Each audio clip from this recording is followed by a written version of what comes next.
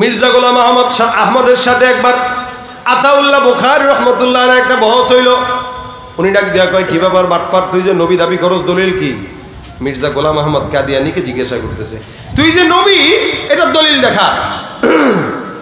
এই ভণ্ড ডাক দেয়া কয়, আমি যে নবী এটার দলিল হইল আল্লাহ পাক কোরআনে বলেছেন মিন বাদ ইসমুহু আহমদ, আমার পরে যে নবী কেবল জলে শেষ নবী যে হবে তার নাম হবে আহমদ, আমার নামও আহমদ, কোরআনেও আছে আহমদ, আমি হলাম শেষ নবী। নাউজুবিল্লাহ বলা দরকার নেই নাকি? কথা বুঝতেছেন না আপনারা? গোলাম আহমদ বলতেছে গোলামবাদ মির্জাবাদ, আহমদ দিয়ে আমি নবী। আতাউল্লাহ বুখারী রহমতুল্লাহ আলাইহি বলেন, তুই মির্জাও বাদ দিলি, গোলামও বাদ দিলি, আহমদ রেখা তুই যদি নবী হইতে পারোস, আমার নাম আতাউল্লাহ, আমি আতাটা বাদ দিয়া আল্লাহ হয়ে বলতেছি তোর মতো ভণ্ডরে আমি নবী বানাই না। কথা ঠিক আছে নি? কথা ক্লিয়ার নাকি? নবীর পরে আর নবী কোনো আসবে? এটার স্বীকারোক্তি দিয়েছেন কে? আল্লাহ। আমার আল্লাহ ডাক দেয়া বলেন, ও খাতামান নবিয়্যিন, আমার কথা হইলো একটা জায়গাতে আল্লাহ পাক রব্বুল আলামিন পয়গম্বরকে নাম ধরে ডাকে নাই, সব জায়গাতে লকব দিয়ে ডাকে।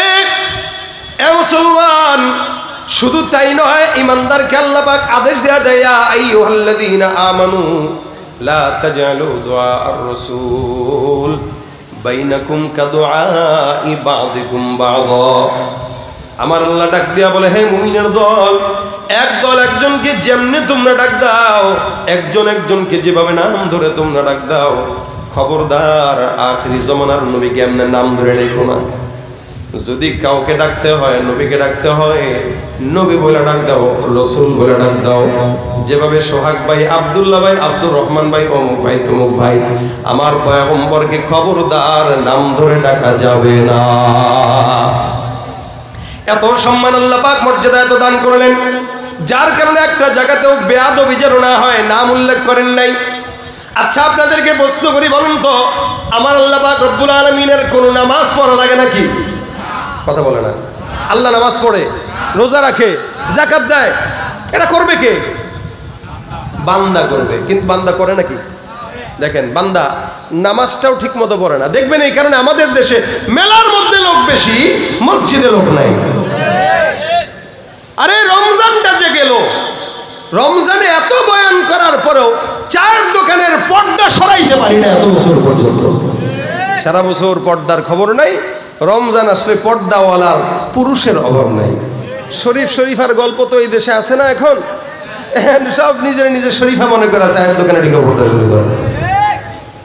নামাজের কথা বললে হেসে দিয়া কইব, হুজুর প্যান্টে সমস্যা। কেউ আছে না? কিসে সমস্যা? প্যান্টে, লুঙ্গিতে সমস্যা। 1.5 বছরের বাচ্চার প্যান্টে সমস্যা থাকতে পারে, 32 বছর বুড়া খাটাসের যদি প্যান্টে সমস্যা থাকে, এটা মানা যায়? এরপর প্যান্টে সমস্যা, প্যান্টে কি করছো? মুছছি। তার মানে প্যান্টে শিশু করে পানি নেয় নাই, ঠিক না? এই টাইপের যারা আছে, এদেরকে ধইরা ফার্মেসি থেকে তার সাইজ অনুযায়ী প্যাম্পাস কিনে পড়ায় দিবেন, যেন প্যান্ট না পাক করতে না পারে। কথা কয় না? যে রোজার মাসে রোজা রাখে না, ঠিক মতো নামাজ আদায় করে না, সুন্নাত মানে না, চুলের দিকে তাকায় দেখবেন চতুর্দিকে টাক্কু, উপর দিকে চোখা, আছে না নাই? এ বাঞ্চারামপুরে নাই? প্যান্ট পরে, প্যান্টের ভিতরে 14 জায়গায় ছিঁড়া। গ্রাম্য মহিলা, বুড়া মানুষ বুঝে টুঝে না, বাবা কোন জায়গায় হুন্ডা অ্যাক্সিডেন্ট করছিস? কিসের হুন্ডা? হুন্ডা চালাস, কোন জায়গায় মনে অ্যাক্সিডেন্ট করছো, সুন্দর হোমনা রোড দেখা। আরে না, তাহলে ছিঁড়া কেন? এটা ছিঁড়া না কালি কাকি, এটা হইলো স্টাইল। পাশার মধ্যে ছিঁড়া, এটা বলে স্টাইল। রানের ছিঁড়া, এটা বলে স্টাইল। তো মায়ে কয়, আরে বেটা, এই ছিঁড়া আর উলঙ্গপনা যদি আধুনিকতা হয়, আমার গরু ছাগল তো তার চাইতে বিশাল হবে। কথা বল না? তুমি নবীর উম্মত দাবি করো, সুন্নাহ মানো না, নবীর অপমানে তোমার হৃদয় কাঁদে না, ঠিক কিনা? নবীর উম্মত দাবি করো, সুন্নাহ মানো না, নবীর অপমানে তোমার তোমার হৃদয় কাঁদে না, তুমি ভিজা দিও সংস্কৃতিতে শোভেছ পরাণ। তুমি কেমন মুসলমান, তুমি কেমন মুসলমান, নামাজের সাথে নাই পরিচয়, মানো না কোরআন। নামাজের সাথে নাই পরিচয়, মানো না কোরআন। তুমি কেমন মুসলমান, তুমি কেমন মুসলমান। মুসলমান নামের নাম নাকি কামের নাম? জোরে বলেন, নামের নাম নাকি কামের নাম? কামের নাম। সামি'না ওয়া আতা'না, যা শুনবো তাই মানবো, এটা ইমানদারের কাজ। উম্মত দাবি করলাম, নিজেকে রাসূলের উম্মত দাবি করলাম, নামাজ পড়লাম না, রোজা রাখলাম না, যাকাত দিলাম না, হজ করলাম না। এ মুসলমান খুব বুঝবেন, জমিনের মধ্যে আল্লাহ পাক রব্বুল আলামিন বান্দাকে ইবাদতের মুখতাজ বানাইলেন। বান্দা ইবাদত করবে, আল্লাহ বান্দার ইবাদত পাবে। আল্লাহ পাক রব্বুল আলামিনের কোনো ইবাদতের দরকার হয় না, কিন্তু আল্লাহ পাক নিজে বলতেছেন ইন্নাল্লাহা ওয়া মালাইকাতাহু ইউসাল্লুনা আলান নবী, নিশ্চয়ই আল্লাহ, আল্লাহর ফেরেশতারা সব মিলে ওই বান্দা পয়গম্বর মুহাম্মদুর রাসূলুল্লাহ সাল্লাল্লাহু আলাইহি ওয়াসাল্লামের উপরে দুরূদের আমল করে। সুবহানাল্লাহ। আমল করে কে? আল্লাহ। আমার আল্লাহ ডাক দিয়া কয়, নিশ্চয়ই আল্লাহ আর আল্লাহর ফেরেশতারা ওই পয়গম্বরের উপরে দুরূদের আমল করে। আল্লাহ পাকের তো ইবাদত লাগে না, নামাজ লাগে না, রোজা লাগে না, যাকাত লাগে না, এরপরেও আল্লাহ পাক আমল করে। আল্লাহ পাক রব্বুল আলামিন নিজে বলতেছেন, নিশ্চয়ই আল্লাহ, আল্লাহর ফেরেশতারা ওই পয়গম্বরের উপরে দুরূদের আমল করে। তার মানে বুঝতে হবে আমলটা কত দামি আমল। যে আমলটা আল্লাহ নিজে করে, যার উপরে করে, ওই নবীও দামি, আমলটাও দামি। ভাই আমার, আল্লাহ নামাজ লাগে না, রোজা লাগে, আল্লাহ নিজে নিজের ইবাদত করে না, নিজে নিজের জিকির করে না, সেখানে পয়গম্বর মুহাম্মদ রাসূলুল্লাহর জিকির করে। আল্লাহর হাবিব সাল্লাল্লাহু আলাইহি সাল্লাম এই কারণে হাদিস শরীফে বর্ণনা করে, দুরূদ শরীফের আমলটা এত দামি আমল যে আমলটা বান্দার সঙ্গে আমি পয়গম্বরের সঙ্গে সম্পর্ক বাড়ায় দেয়। সুবহানাল্লাহ। রাসূল বলেন, আচ্ছা জান্নাতে যে ঘর আছে, এই যে একটা ঘর, এই যে আরেকটা ঘর, এই যে এলাকার মধ্যে চেয়ারম্যানের পাশের ঘরে যে বান্দা থাকে, সে বলতে পারে আমি চেয়ারম্যানের পাশের বাড়িতে থাকি, আমি মেম্বারের পাশের বাড়িতে থাকি, আমি হুজুরের পাশের ঘরে থাকি। ঠিক তেমনিভাবে কোনো বান্দা যদি কিয়ামতের ময়দানে যাওয়ার পর জান্নাতের মধ্যে রাসূলের ঘরের পাশে থাকতে চায়, রাসূল বলেন, আউলান নাসি বিয়াউমাল কিয়ামাতি আকতারুহুম আলাইয়া সালাহ। কেউ যদি আমি রাসূলের উপরে বেশি বেশি দুরূদের আমল করে, জান্নাতে ওই বান্দার ঘর আমি পয়গম্বরের ঘরের পাশেই থাকবে। আমার পয়গম্বরের পাশে যদি থাকতে চাও, আল্লাহর নবী বলে বেশি বেশি দুরূদের আমল করো। রাসূলুল্লাহ হাদিসে বলেন, মান সাল্লা আলাইয়া সালাতান ওয়াহিদাতান সাল্লাল্লাহু আলাইহি আশারা। একবার কোন ইমানদার যদি আমি পয়গম্বরের উপর দুরূদের আমল করে, আল্লাহ পাক রব্বুল আলামিন ওই বান্দার উপরে একটা নয়, দুইটা নয়, 10টা রহমত নাজিল করে দিবেন। সুবহানাল্লাহ। এ ভাইরা আমার, কত দামি নবী হলে আল্লাহ পাক নিজে নবীর উপরে আমল করে, দুরূদের আমল। এখানে আপনি আমি বসা, খুব মনে রাখবেন, রাসূল করিম সাল্লাল্লাহু আলাইহি ওয়াসাল্লাম বান্দাকে ফজিলত বর্ণনা করতে যে কথাও বলেছেন, কোন ইমানদার বান্দা যদি দোজাহানের সফলতা চায়, জমিনেও সফলতা চায়, আখিরাতেও সফলতা চায়, ওই বান্দা যেন বেশি বেশি দুরূদের আমল করে। এমনকি মুনাজাতের ব্যাপারে এই কথা হাদিস শরীফে রাসূল করিম সাল্লাল্লাহু আলাইহি ওয়াসাল্লাম বর্ণনা করেছেন। কোনো বান্দা যখন মুনাজাত করে, দোয়ার আগে যদি দুরূদ না পড়ে, মাঝেও যদি দুরূদ না পড়ে, ওই দোয়াটা আসমানে যায় না, জমিন আর আসমানের মাঝে ঝুলন্ত হয়ে থাকে। বান্দা যখন দুরূদ শরীফ পড়ে মুনাজাত করে, দুরূদের বরকতে আল্লাহ বান্দার সমস্ত মনের চাওয়া পূরণ করে দেয়। সুবহানাল্লাহ। এ ভাইরা আমার, খুব বুঝবেন, আল্লাহ পাক নিজে বলতেছেন, ইন্নাল্লাহা ওয়া মালাইকাতাহু ইউসাল্লুনা আলান নবী। নিশ্চয়ই আল্লাহ, আল্লাহর ফেরেশতারা সব মিলে ওই পয়গম্বরের উপর দুরূদ পড়ে। আল্লাহর ফেরেশতা কয়জন? বলে 70 জন, 70,000 জন, নাকি 70 কোটি জন, নাকি 5 কোটি জন, নাকি 10 কোটি জন? না না, আসমানের ফেরেশতা, আল্লাহর ফেরেশতা একটা বান্দারও গণনা করার মতো ক্ষমতা নেই। উদাহরণ দিলে বুঝবেন কত ফেরেশতা। জমিনে একটা ঘর আছে বাইতুল্লাহ, এই বাইতুল্লাহ ঘরটা বান্দারা তওয়াফ করে। কোন বান্দা যদি চায় একবারের জায়গায় 14 বার তওয়াফ করতে পারে। হয়। বাইতুল্লাহ ঠিক বরাবর উপরে একটা ঘর আছে বাইতুল মামুর। আল্লাহ রাসূল বলেন ওই বাইতুল মামুরকে যদি আসমান থেকে ফেলে দেওয়া হয় একদম বরাবর বাইতুল্লাহর উপরে বসে যাবে। জমিনের ঘরটা বাইতুল্লাহটা তওয়াফ করে ইনসান, আসমানের ঘরটা তওয়াফ করে ফেরেশতা। রাসূল সাল্লাল্লাহু আলাইহি সাল্লাম বলেন জমিনের ঘর যত মন চায় তত তওয়াফ করো, এ মুসলমান কোনো ধরা বাঁধা নিষেধ নাই, কিন্তু বাইতুল মামুর যারা তওয়াফ করে তারা আল্লাহর ফেরেশতা। আল্লাহ পাকের জমিনে এত কোটি কোটি কোটি কোটি ফেরেশতা আল্লাহ নিযুক্ত করে রাখছে, ওই বাইতুল মামুর একবারে তওয়াফ করে 70,000 ফেরেশতা। এই 70,000 ফেরেশতা যখন একবার তওয়াফ করে আর জিন্দেগিতে কোনোদিন ওই ঘর তওয়াফ করার সুযোগ আর পায় না। তার মানে কত কোটি কোটি ফেরেশতা একবার তওয়াফ করে গেল আর কোশ্চিনকালে ওর সাথে তওয়াফ করার সুযোগ মিলবে না, সিরিয়ালি আসবে না। তাহলে বুঝেন কত ফেরেশতা। আমার আল্লাহ ডাক দেয়া বলে সব ফেরেশতারা মিলে আমি আল্লাহ মিলে আমার পয়গম্বরের উপরে দরুদ পড়িয়ে বেঈমানের বাচ্চারা বুঝে নাও, আমার পয়গম্বরের উপরে তুমি যদি গালি দাও কারো যায় আসে না, কারণ আল্লাহর নবীর প্রশংসা করার জন্য আমার আল্লাহ একাই যথেষ্ট। আমরা উম্মত যারা আছি, অনেক উম্মতরা এখানে আছে যারা দাড়িও রাখে না, ঠিক মতো সুন্নত মানে না, কিন্তু আমার দিল বলে ওই ইমানদারের সামনে কোনো কেউ বেঈমানের বাচ্চা যদি নবীকে গালি দেয় আল্লাহর কসম সাথে সাথে লাশটা কবরে দাফনে ঢুকায় দিব, ঠিক কিনা? এটাই আমাদের ঈমান।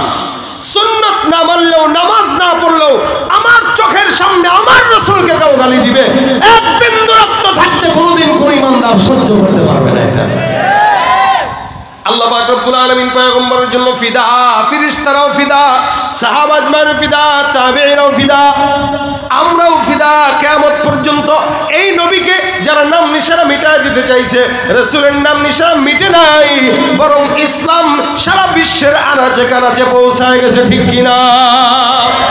আরে মুসলমান, আল্লাহ পাক রব্বুল আলামিন বলে বান্দা নিশ্চয় আমি আল্লাহ আমার ফেরেশতারা ওই পয়গম্বরের উপর দরুদের আমল করে তোমরাও পড়ো।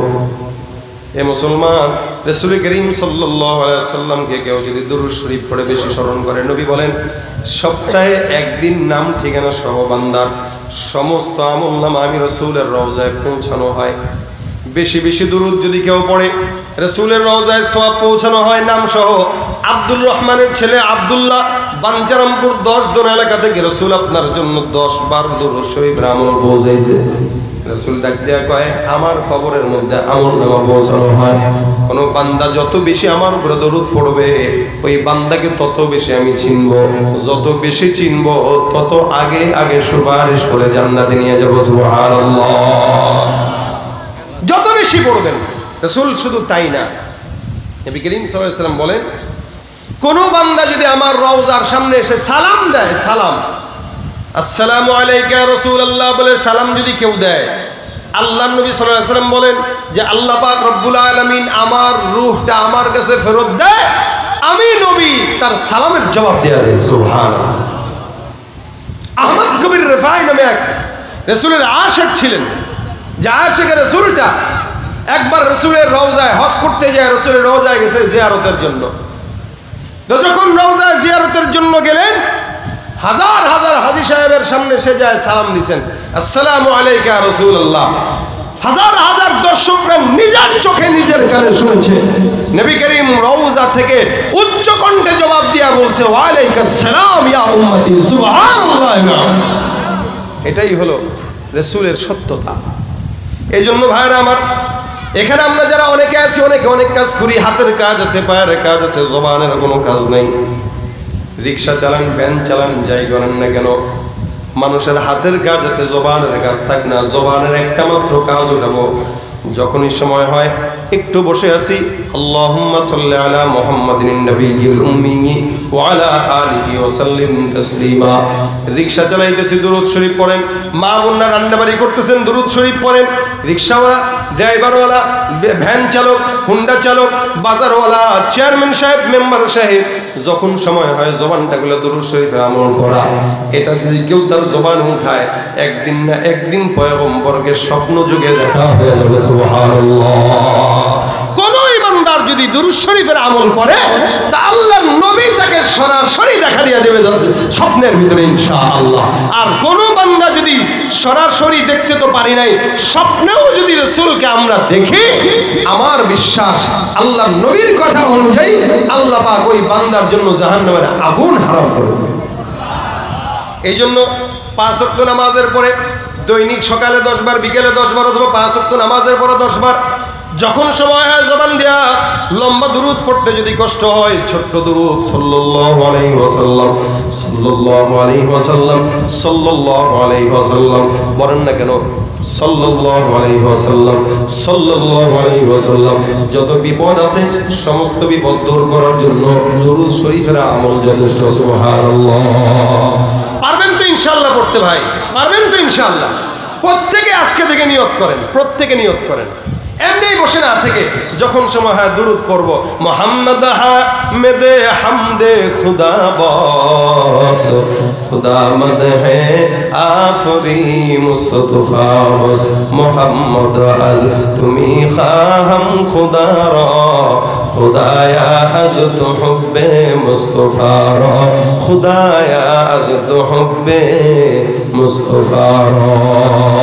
প্রত্যেকটা বান্দা আমরা চেষ্টা করব হাতের কাজ, পায়ের কাজ, এটার ফাঁকে ফাঁকে জবানেরও কিছু কাজ করা। বসে আছি সাল্লাল্লাহু আলাইহি ওয়াসাল্লাম, সাল্লাল্লাহু আলাইহি ওয়াসাল্লাম, সাল্লাল্লাহু আলাইহি ওয়াসাল্লাম, যখন সময় হয় তখন তেলাওয়াত করব। পারবো তো ইনশাআল্লাহ। আল্লাহ আমাদের সকলকে তৌফিক দান করুন, আমিন।